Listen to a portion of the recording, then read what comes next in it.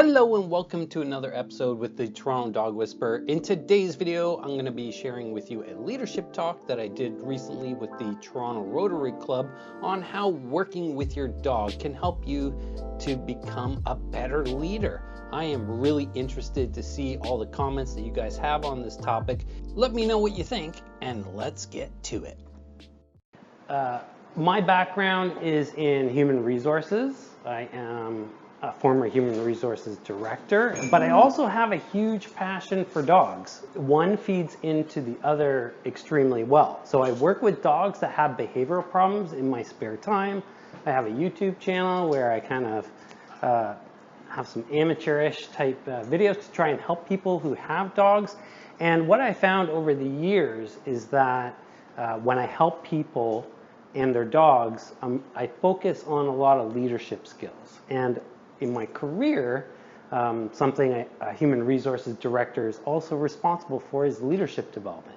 So who here is an aspiring leader or is in a leadership position already? Mark is the president of a lovely company here, so he's going to know all about this kind of stuff. But companies really struggle with leadership and with leadership development. So who here has ever worked for somebody who maybe wasn't the best leader in the world? Yeah, okay. Okay, that's very common. And the thing is, there's a lot of people in leadership positions that are put into those positions because usually they're a really good individual contributor.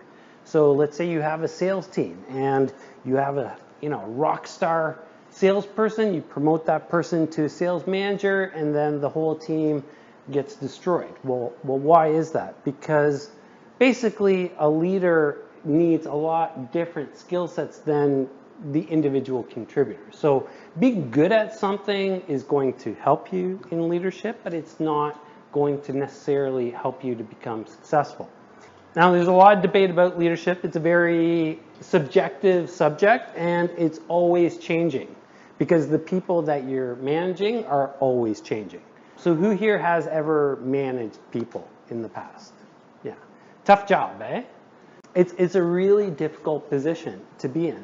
Leadership development is a really hot topic.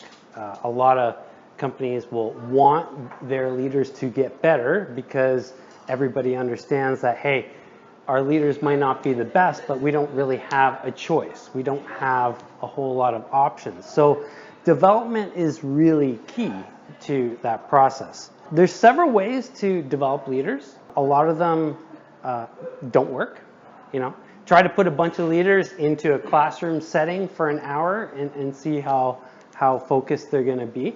My last company that I worked for was an ad agency, and the president came to me and he said, "Okay, Joe, we really need some of our leaders to get on board and participate in this development program, but a lot of them are too busy or they have other priorities. So we need a more creative way to get them engaged in the program."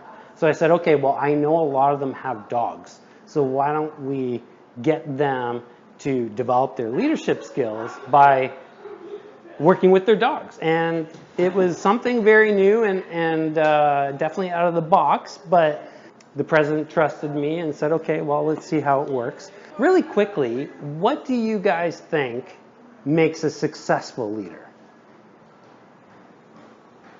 Not everybody at once. Mark, want to start us off? What makes a successful leader? Somebody who's like really, really good, really, really strong.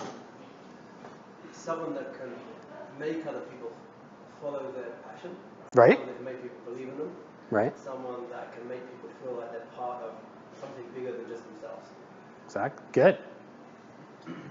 That was really good. Yeah. Well, we expect that from Mark. He's a very accomplished entrepreneur. Go ahead. Just yell it out. Self-awareness. Self-awareness. Wow, that was a really good one. I was waiting for other ones, but yeah, that's good. Good listener. Good listener. Good. Someone who can empathize with others. Empathy. Yeah, definitely. Good. Anything else? Come on. Success. So you can debate about what makes a successful leader for hours on end, but all those things that you mentioned, does any of them sound like a hard skill that you would learn by doing something as an individual contributor? It's difficult. Those are very intangible, subjective qualities, but intuitively, we understand that those help to make a leader successful. And I'm going to show you a little illustration of the difference that leadership can make with your dog.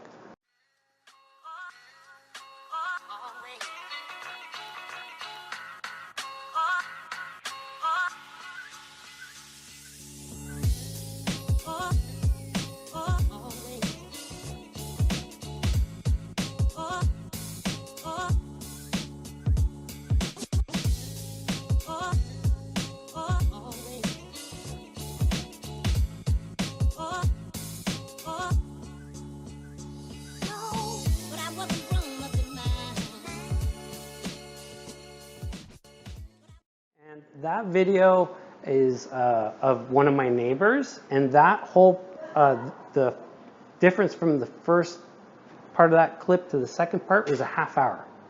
And the biggest thing was the self-awareness and the empathy that that particular person had. She was really nervous, and that made her dog nervous. And she was afraid of what would happen with her dog interacting with another dog, and that went straight through to her dog. So the work that I did with her is just to help her to calm down and to be self-aware. The thing about dogs is that you can't fool them. You can't put up a front, you can't talk your way through it. They intuitively understand what you're feeling, what you're sensing, what's going through your mind.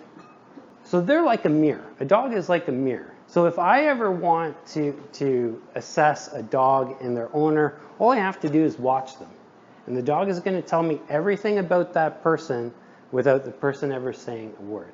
The thing about working with dogs is that a dog needs a confident leader. They need somebody who's calm, that isn't displaying any of those negative emotions. So I can stand up here and pretend like I'm not nervous, but I am, right? So a dog is going to be able to pick up on that instantaneously. And the thing is, the more you work with your dog, the more you can start to become more self-aware, more empathetic, because you're understanding what the dog needs. So the coaching that I do with people is very much about self-awareness. If they become nervous, I say, hey, you know what? That's okay. You can be nervous, just own it. Understand that you're nervous and then do something about it. And leaders do the same kind of thing. So they understand, look, I know that there's something that could go wrong with whatever project that we're working on, but they don't necessarily convey their worry to their team. They just say, okay, look, all these things can go wrong, but instead of worrying about it, we're going to deal with it. We're going to plan for it. We're going to understand that, look, if this goes wrong, this is what we're going to do. If this happens, this is what we're going to do. They don't get upset. They don't get anxious. They don't get nervous. And that helps their team to follow them, to really understand that the respect is there, that they're going to do what needs to be done for that leader, not because of the title that's on their business card, but because they know that they can trust their leader in terms of what they're doing, and dogs are the same way. So in terms of what I do to develop leadership skills, the more I work with leaders and their dogs, the more they start to really pick up on this intangible skill set that they really need. And then they start to see the parallels. So when a leader learns something in one area, oftentimes they'll apply that knowledge to a completely different subject matter. And that's basically how the transition works. Any questions?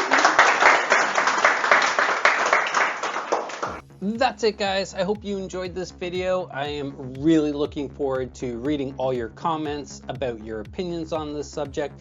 And stay tuned for part 2, where I go over some of the questions that came out of this talk. And I cover everything from the leadership void all the way to dog breed racism. Yes, that is a thing. keep those likes coming, keep those comments coming. They really keep me motivated and help me to put out this content. So have yourselves a great day. Thanks so much for watching. And if you love your dog, take them for a walk. Till next time, take care.